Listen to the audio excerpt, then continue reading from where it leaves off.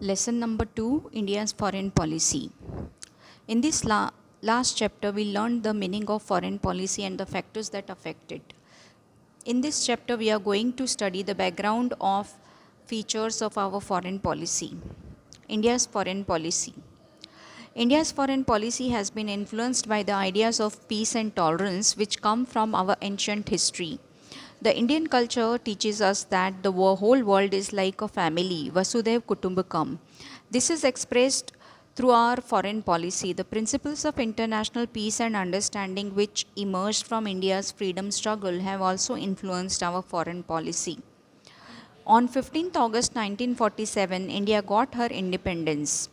As an independent nation, it was necessary for India to decide her own foreign policy.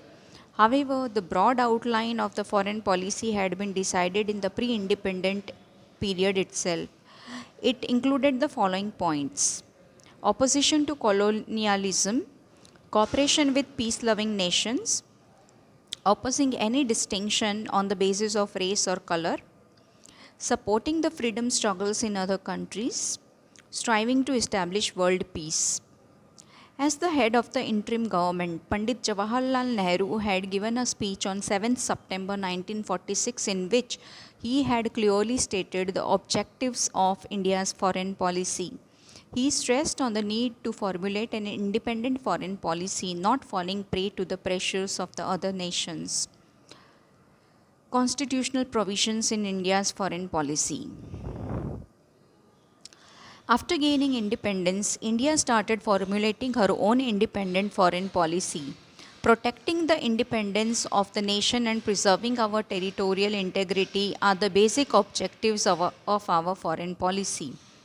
Article 51 of the Directive Principles of the Constitution of India guide us about how we should conduct our international affairs and transactions.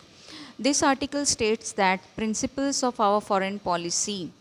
The following objectives are to be achieved through it: to promote international peace and security, to maintain just and honorable relations between nations, to foster respect for international law, to encourage the resolving of international issues peacefully and through tribunals.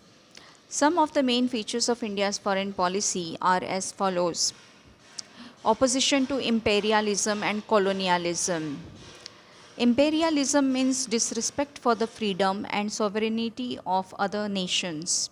It also involves domination of the other countries in different ways to promote one's own national interest. Colonialism is also a kind of imperialism. Some countries conquer the territories of other countries on the basis of their strength and establish their dominance over the region. This is called colonialism. Opposition to colonialism and imperialism is a characteristic feature of India's foreign policy. Preserving international peace. India is committed to the principle of peace. India relies on the methods of negotiation and dialogue to resolve international issues. The nature of India's peaceful policy is constructive. The acceptance of a policy of peace does not mean being passive. Rather, it is a concrete endeavor at establishing peace in the world. The preservation of international peace is the core of India's foreign policy. Focus on preserving friendly relations. One of the important features of India's foreign policy is the preservation of friendly relations with all other neighboring countries in the world. Friendly relations help to increase the cultural, educational, and economic give and take between nations. Through the process of helping the other nations in their development, India has focused on preserving the friendly relations. Principles of Panchsheel. The principles of Panchsheel are the pillars of India's foreign policy. It is a set of norms to resolve international issues through peaceful methods. Pandit Jawaharlal Nehru officially put forth the principles of Panchsheel in 1954. These 5 principles are as follows: mutual respect for territorial integrity and sovereignty, mutual non-aggression, mutual non-interference in each other's internal affairs, equality and mutual benefit, peaceful coexistence. The principles of Panchshil highlight the expectation that no country will put any kind of pressure on another country and will not intervene in its ideological, political, or economic matters.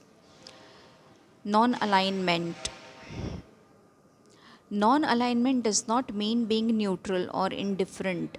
India's foreign policy is not aligned in this negative sense. After the Second World War, Soviet Union and America emerged as the two superpowers. The tense relations between them are referred to as the Cold War.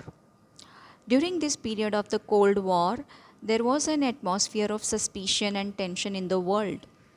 The Soviet Union and America were both trying to pull the newly emerging independent countries into their camps.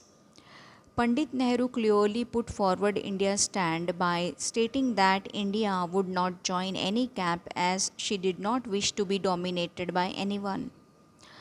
Rather, she hoped for cooperation from all countries. This stand of independence and peace taken by India in the context of the Cold War between the two countries is known as the policy of non alignment. Thus, non alignment is another remarkable feature of India's foreign policy. The non aligned movement. After the Second World War, the newly emerging independent countries in the continents of Asia and Africa supported the idea of non alignment and it became an important movement. This movement started in 1961 under the leadership of the first Prime Minister of India, Pandit Jawaharlal Nehru, the President of Yugoslavia, Marshal Tito, the President of Egypt, Gamal Abdel Nasser, the President of Indonesia, Sukarno, and the Prime Minister of Ghana, Kwame Nkrumah. The evaluation of the non-aligned movement. The non-aligned movement has opposed colonialism, imperialism, and racism. It has encouraged the use of peaceful methods in resolving international disputes.